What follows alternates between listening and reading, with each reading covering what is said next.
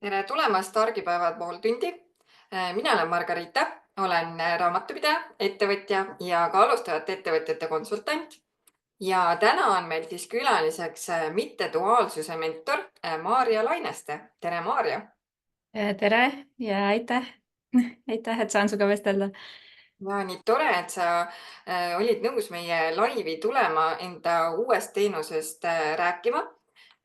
Sest et kõik, mis on seotud sellise vaimsuse poolega, see on ettevõtjatele alati ääretult huviline ja võib-olla palgatöötajatena me tihtipeale nii palju ei mõtlegi nende asjade peale, et kuidas iseendaga rohkem sõbraks saada, siis ettevõtjatena tihtipeale me tuleme rohkem just selle sama küsimusega ette.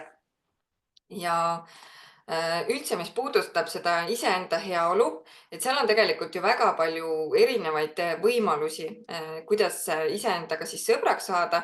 Et võib-olla meile teada-tuntud kõigile on psühholoogi teenus ja terapeudi teenus näiteks on ju, et mis ongi päris nagu vaimsele tervisele.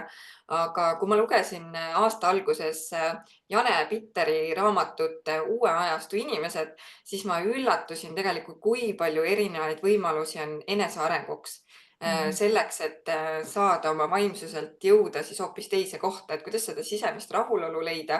Ja minu jaoks oli täitsa üllatus, et tõesti, et neid asju on nii palju ja et igaüks peab enda jaoks selle oma leidma, et mis talle just sobib. Aga täna siis meil ongi plaan sellest rääkida ka, aga ma alustaksin võib-olla natukene algusest, et kus sinu ettevõtja teekond üldse alguse sai, mis ajendas ettevõtlusega alustama? Minu siis ettevõtja teekond alguse sai ametlikult siis vähem kui aasta tagasi, aga pigem oli see loomulik asjade jätk, sest ma 2 lapse vahepeal siis lõppes mul üks töökoht ja siis ma pärast, kui ma teise lapse sain, siis ma juba väga sügavalt kahtlesin. Ma olin vaimsuse peal, ma rääkisin sõbrannadega, ma käisin karjäärinõustamises, ma nagu teadsin, et ma tahaks teha seda nagu tööna, aga ikkagi võib-olla sellist julgust ei olnud ja siis ma katsetasin veel ühte teist töökohta ja see andis nagu omakorda kinnituse, et jah, sellest ei saanud midagi, ei olnud nagu minul seal piisavalt väljakutsuv ja siis ilmselt see paistis nagu välja ka tööandjale. Ja siis siis ma veel õppisin hingamist ja EFT koputamist hakkasin siis pärast teist tööd, mis ära lõppes, õppima, et see sai nagu väga loomulikult alguse, et ma olin ise sellel otsingu teel, aitasin ennast ja siis olin nii palju õppinud ja tundsin, et see on loomulik nüüd hakata ka seda jagama edasi. Kas sa tänaseks oled 100% ettevõtja või käid sa veel palgatööl ka? Ma olen siis 100% ettevõtja, jah.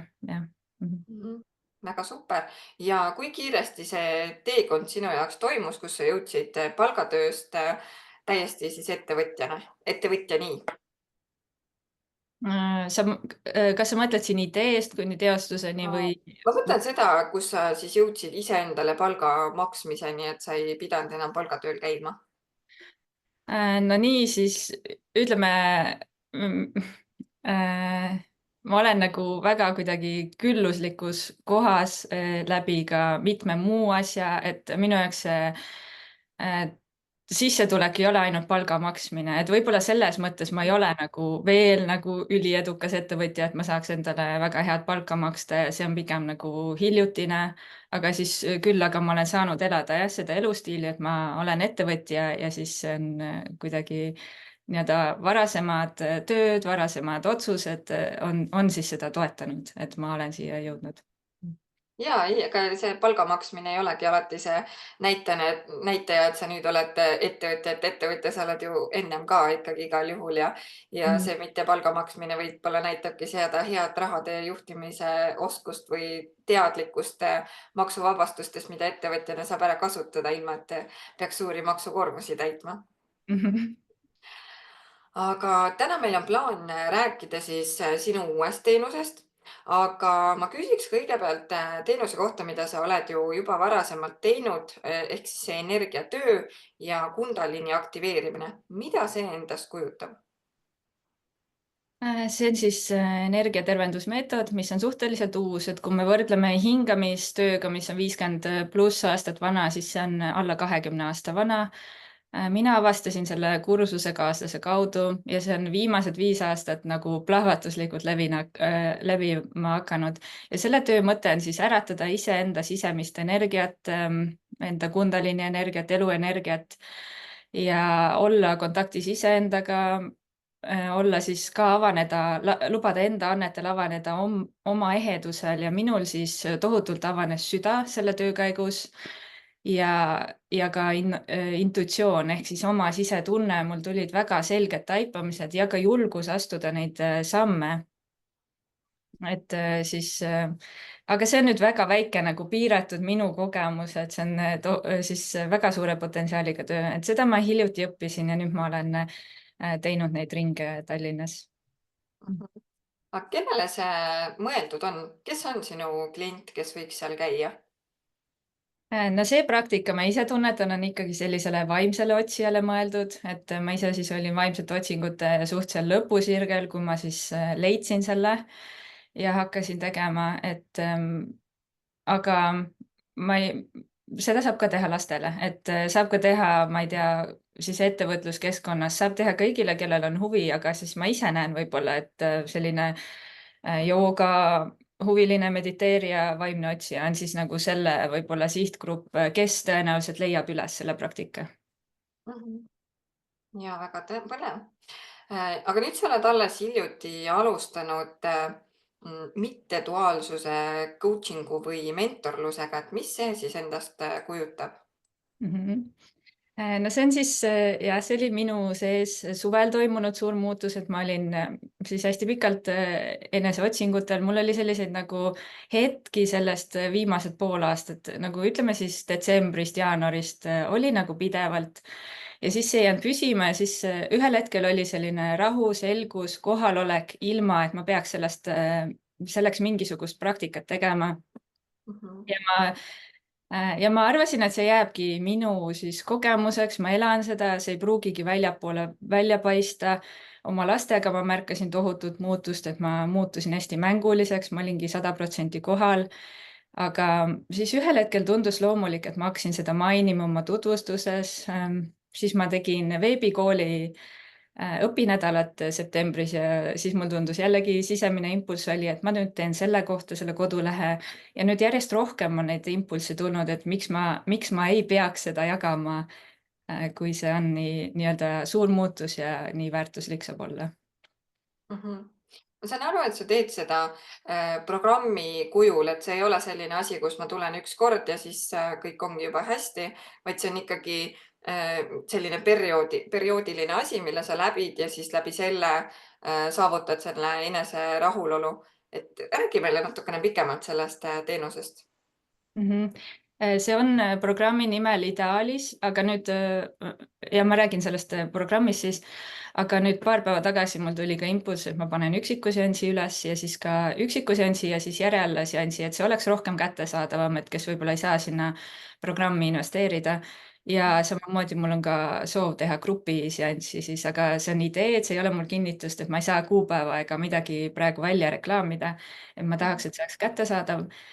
Nüüd küll, aga kui teha ainult üks seanss, siis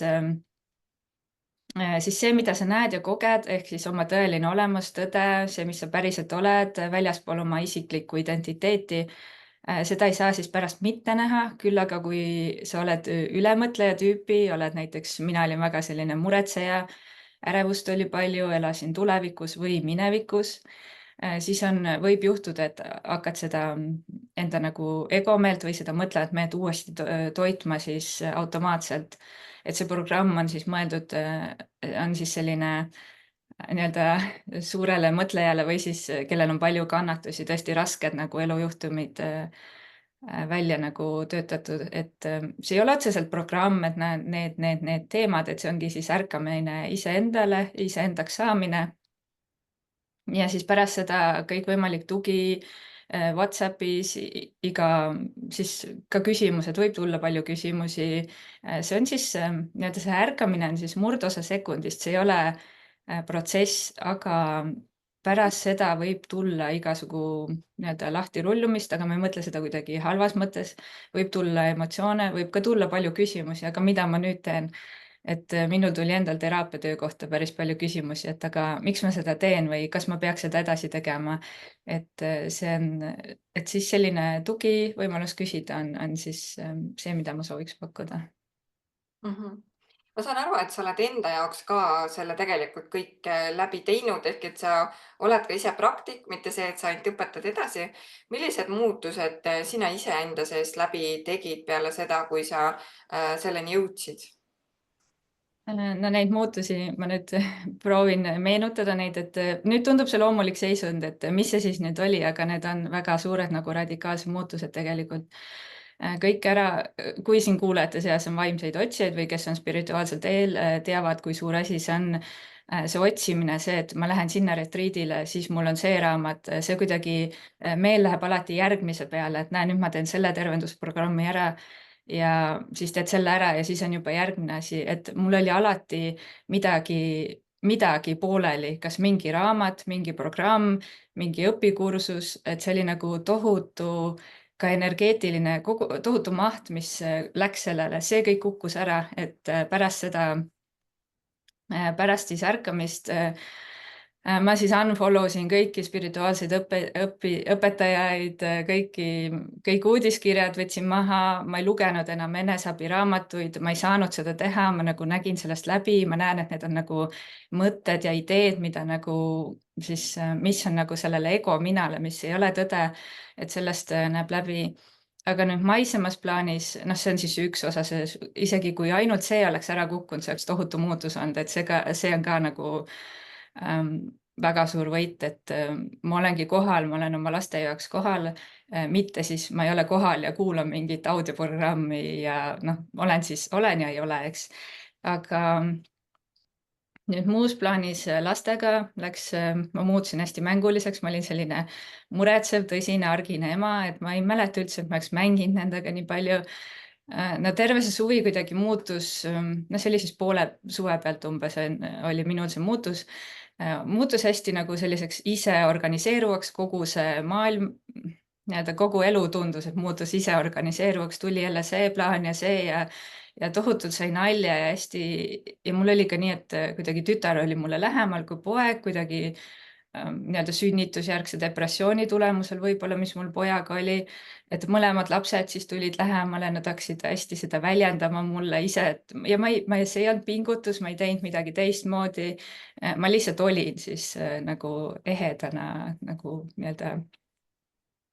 olin siis uues kuues, mis tuli loomulikult, mis ei olnud mingi praktika. Ja siis tööalaselt on siis rohkem ma nüüd toimetangi sisemise impulsi najal, mitte nagu et mis võib-olla oleks loogiline teha, et ma ei hoia ka asjadest kinni, et näiteks mul oli üks stuudioleping, mis tundus hästi turvaline, näe, mul kevadeni on see leping, selle ütlesin ära, mis oli nagu julge otsus, mis tekitas ärevust, aga siis nagu ise tuli mingi uus koht, et sellist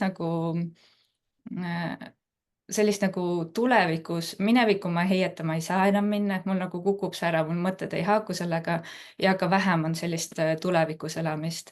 Ja võib-olla kõige selle suurem võlu ongi see, et see ei ole praktika, mida ma pean tegema, et kui korraks isegi vallandub mingi päästik, siis ma ikkagi maandun selles rahus, ilma et ma midagi peaks tegema, ehk siis sellist nagu usaldust on tohutult juurde tulnud.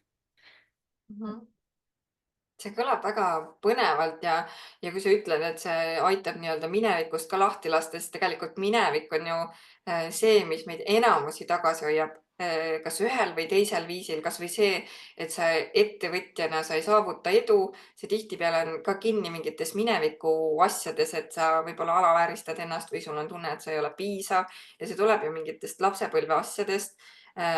Minul on ka lapsepõlvest asju, milles mina süüdistan nagu oma alateadvuses, ma süüdistan kogu aeg kellegi teist, et tema nii tegi või nii tegi ja sellepärast mul on täna nii, aga see samamoodi tegelikult ma võiks ju lahti lasta nendest asjadest ja nagu oma eluga edasi minna, aga see lahti laskmine on ääretult raske. Üks hästi hea küsimus, mida ma tahaks jagada, võib-olla 2 küsimust ongi, no minevik ja tulevik ei ole reaalsed, neid ei ole olemas, need on meele poolt siis loodud, meie meel siis lähebki kas minevikku või tulevikku ja minevikus elamine võib siis oma meele kaudu me võime luua seda tulevikku, aga tegelikult see ei ole loodud, seda ei ole olemas isegi homset, ma ei tea, järgmist minutit, 10 minuti pärast seda ei ole olemas, ainuke, mis ongi, on siin ja praegu. Aga väga hea küsimus, mida endalt küsida, on siis mineviku kohta on, kes ma olen ilma minevikuta. Ja lihtsalt küsida endalt ja tunnetada. Ja võib ka nii teha, et sa võid ka praegu nii-öelda iseendalt küsida, et kes ma olen ilma minevikuta. Ja ka paus teha ja küsida uuesti nii palju, kui on vaja küsida. Või siis küsida endalt, kui on mingi tunne, emotsioon, eks tunded ei ole ka, meid on õpetatud negatiivsed, positiivsed tunded. Tegelikult ei ole nad negatiivsed, positiivsed tunded, aga lihtsalt osad tunded on nagu intensiivsemad, võib-olla ma tunnen ärevust rinnus, siis see on nagu intensiivsem, võib-olla ebamugavam kehale, siis võib ka endalt küsida, et mida ma tunnen, kui mul ei oleks sõnu, et seda nimetada. Või kui mul oleks who am I without language, küsiksin ma inglise keeles. Kui ma ütlen eesti keeles ilma keeleta, siis ma ei mõtle seda organiteks, mis meil suus on, vaid siis ilma sõnadeta, kes ma olen või mis ma olen.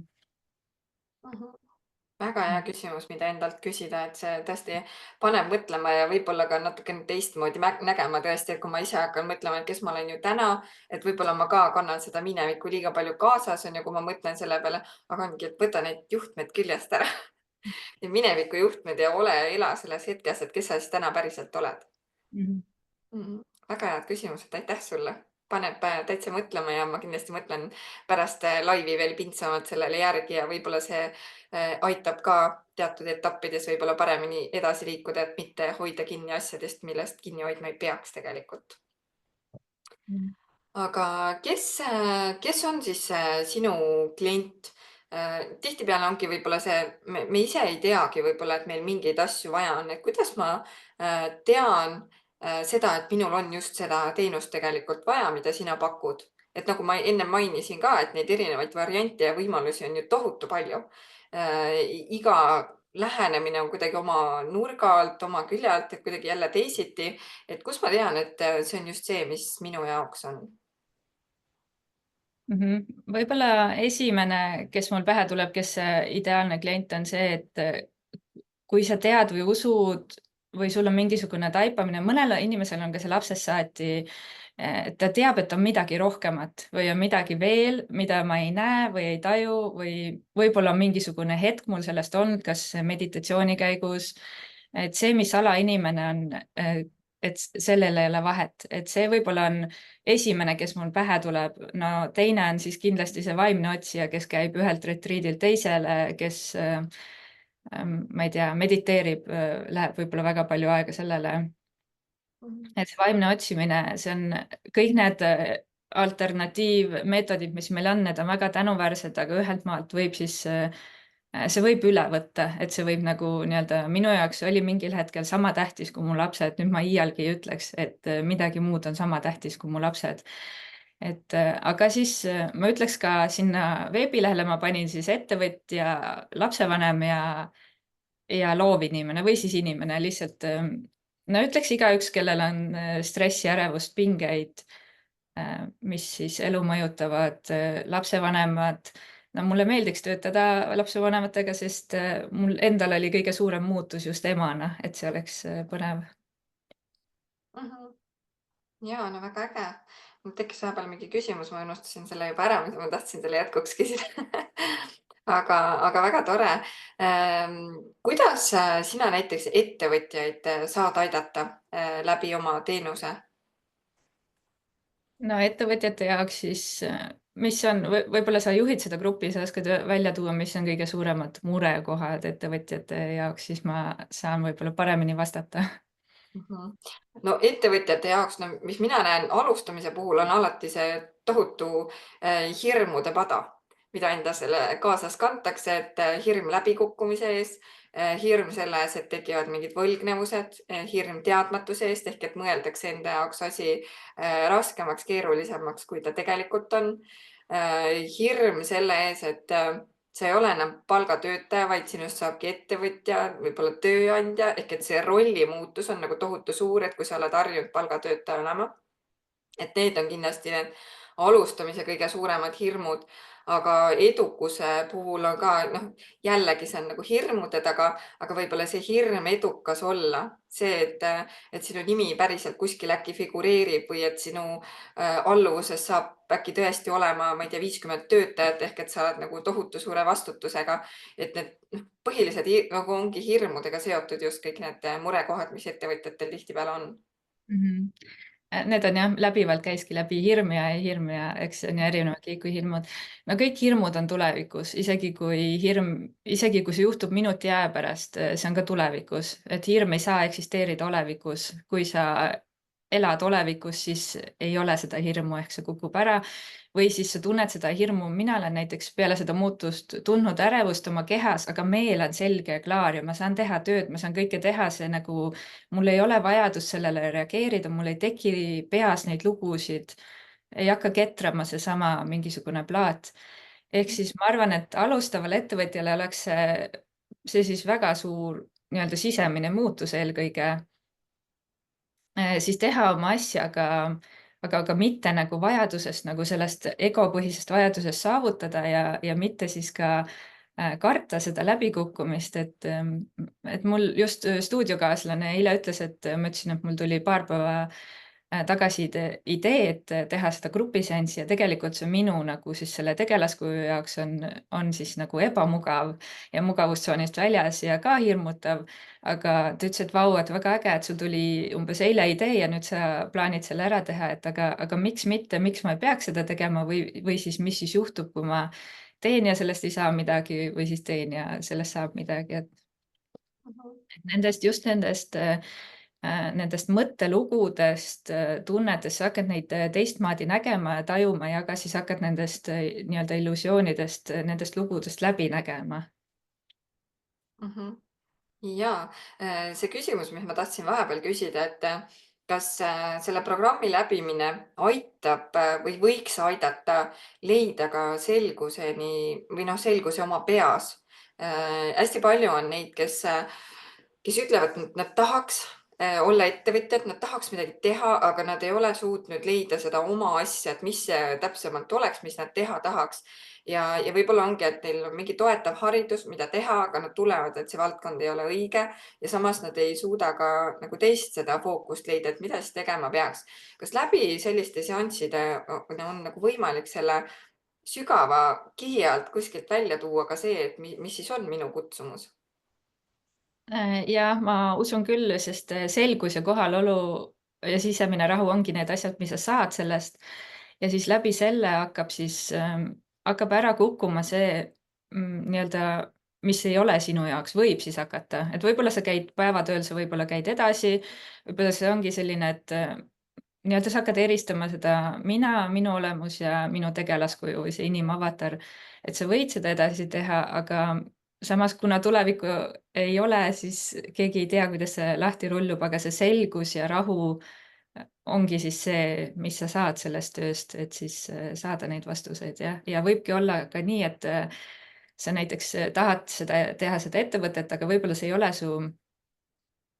siis võib-olla selle tõelise olemuse soov, et võib-olla võib midagi muud hoopis avalduda. Näiteks minul on väga suur, et ma hea meelega jagan seda, ma panen selle välja, ma tahaks nii-öelda hea meelega tahaks seda jagada, mis ma ise kogen ja elan, aga mul on ka väga suur soov minna tagasi maise elu juurde ja ma ei tea, mis see täna tähendab, aga ma olen sellele avatud, et midagi siis võib avalduda siis tulevikus, mida siis hetkel ei ole veel olemas.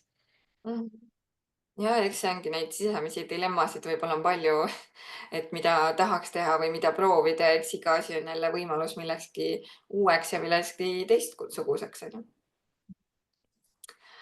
Aga mulle väga meeldib sinu kodulehekülje nimetus, mis sa oled nüüd alles hiljuti loonud. Ma ei tea, kas see koduleht on nüüd lõplikult valmis, aga Ticket to Freedom, see nimetus, see kõlab kohe nii hästi ja kas see on tulnud sul inspireeritult siis sellest mõttest, et sinu klient jõuabki selle sisemise rahu ja kohaloluni?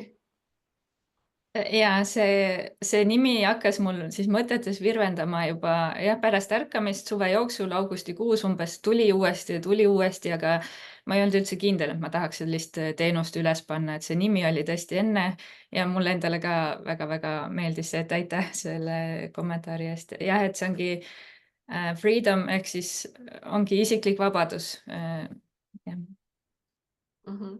Jaa, sest et eks see vabadus on ju miski, mida ongi kohati väga raske saavutada ja tihtipeale me ei suudagi seda saavutada just sellepärast, et me ei suuda sügavuti nendesse asjadesse minna. Ja ma usun, et see ongi see koht, kus sa saad väga palju abiks olla, et mitte küll füüsiliselt sundida, aga nii-öelda aidata see inimene siis sügavuti endasse vaatama. Jah, no väga tore, et sa sellist asja teed, aga ma täpsustan veel üle korra, kas sa oma teenust, kas see on veebipõhine või sa teed neid kuskil, on sul mingid ruumid näiteks, kus on võimalik sinuga kokku saada, et asukohapõhiselt? See on jah ideaalis või need üks-ühele seansid, pakett või siis üks-ühele seansid on mõeldud veebis tegemiseks, et ma võin teha kohapeal kokku saada, aga mul otseselt ei ole sellist ruumi nagu olemas, kus ma teen neid seansse ja siis seda, kui ma panen grupiseansi üles, siis seda ma tahaks teha ainult vahetu kontaktina kohapeal ruumis, selle kohta ma ei tunne kutset teha veebis, vähemalt praegu mitte. Mhm.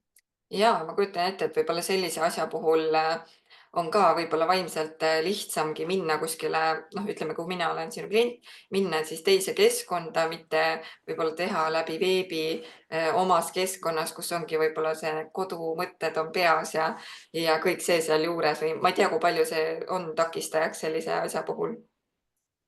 See ei ole takistajaks, see takistus või see erinevus võib tundudagi enda peas ehk enda mõtetes. Ma tean, et on inimesi, kes tõesti on broneerinud veebiseansi ja ütlevad, et et võimalusel ma tahaksin teha kohapeal, sellepärast et veebi teel ei ole nii mugav, et no mina olen teinud väga palju seansse veebi teel, minul ei ole vahet, sellel tulemusel ei ole kindlasti mingit vahet, erisust. Aga muidugi, kui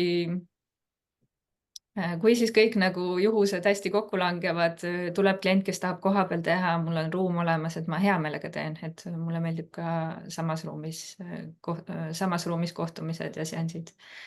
Kui palju see, õigemini, kui kaua see ühe seansi pikkus on? On siis esimene vähemalt 1,5 tundi ja edasi siis tund aega. Okei, aga see, mis on see ühekordne nii-öelda, mis sa ütlesid, et sul plaan on luua, et ei peaks võtma seda 8 nädalast. Kas see on siis samuti 1,5 tundi või pikemalt? See on ka siis 1,5 tundi, ma arvan, see on piisav. Mhm. Ma korraga mõtlesin 1,5 kuni 2 tundi, aga ma arvan, see 1,5 tundi on piisav ja siis sellega on küll nii, et soovituslik on teha siis järelseanssi ma panen soodsama, et esimene seanss on siis ühe hinnaga, järelseanss teise hinnaga, neid järelseansse võib broneerida ükskõik kui palju, aga soovitav on teha siis arvestada nii, et vähemalt 2-3 päeva pärast oleks üks seanss veel, et see ainult ühte seanssi teha natukene oma riskiga, et Mhm. Jaa. Kas sul on mõnda näidet ka tuua, kuidas ettevõtluse teekonnal on näiteks see abiks tulnud või millist muutust on see kellegis läbi toonud või siis nii-öelda ettevõtluse edule võib-olla kaasa aidanud? no selle mitteduaalsuse töö, see on täiesti uus pakkumine, ma ei ole sellega teinud nagu ettevõtjatega kliendiseansse me ei ole teinud. Samas ma olen nagu 100% kindel, et see töötab ja et see, mida mina kogen, ma saan edasi anda, et mitte sellest rääkida, see ei ole idee, et ma räägin sellest, inspireerin, vaid siis anda seda vahetu kogemusena edasi ja Mhm. Jah, väga tore. Aga kas sul on meie kuulajatele anda näiteks üks soovitus, mida nad saaksid igapäevaselt iseenda jaoks ära teha, et olla siis rohkem kohal ja olla iseendaga rahul? mhm. No need küsimused, mis ma enne jagasin, see, kes ma olen ilma minevikuta, on väga hea asi, mida endalt küsida, võib ka korduvalt küsida. Siis võib ka küsida, kui ei ole minevikku ja tulevikku, siis mis on viga praegusel hetkel, sellist küsimust võib endalt küsida. ja siis samamoodi ükskõik, mis nagu keerlev mõte või siis tunne on, et mis ma tunnen või kes ma olen või mis ma olen, kui mul ei oleks sõnu, et seda väljendada, et võib-olla siis Mhm. see viimane ka hästi, võib-olla isegi üks mu lemmikuid, et selliste küsimuste abil siis ise meenutada, tuua ennast kohale, et niimoodi meelekaudu, mis Eckart Tolle ja teised õpetavad, et ma olen siin kohal ja tajun. Neid ma tegin lühikest aega, aga ikkagi meel võtab üle, meel saab aru, et ma nüüd teen seda praktikat ja ta hakkab järjest rohkem seda saboteerima, vähemalt minul oli, et niimoodi meelekaudu tehtud meditatsioonid ja asjad on ikkagi, see tulemus ongi selle meditatsiooni ajal, et need on väga kasulikud ja ka aitavad rahustada meelt. Aga et siis minu nagu töö eesmärk on, et see klikk või see klõps käiks püsivalt ära, et sellest saaks loomulik eluseisund, et saaks minna tagasi lihtsa elu juurde, elada, nautida, naerda, ma ei tea, kõike kogeda, aga siis nagu loomulikult, et ei peaks siis tegema mingit praktikat selleks. Mhm. Ja see kõlab suurepäraselt, et see on ikkagi püsiv asi, mitte see, et ma teen selle korra läbi ja see võib-olla annab mingi ajutise kergenduse või mingi ajutise muutuse, vaid et see muutus on ikkagi püsiv ja jääv, mida siis endaga kaasas kanda, see hea tunne ja hea emotsioon. Aga nii tore, et sa tulid täna rääkima oma teenusest. Kas on võib-olla veel midagi, mida sa tahaksid meie kuulajatele välja tuua, mida ma võib-olla ise ei küsinud?